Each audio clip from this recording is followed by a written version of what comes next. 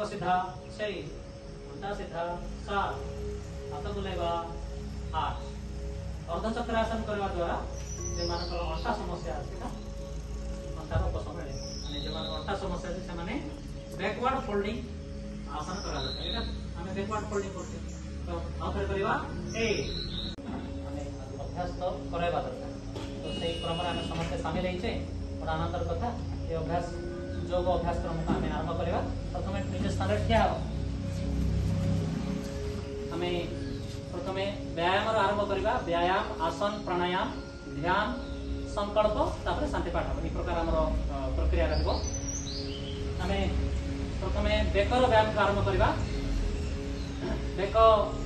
तल को सीधा पछको नेबा प्रथम श्वास छाड़ी बेक तल को नेबा सीधा करवा श्वास नहीं पछको सीधा तल को सीधा पछ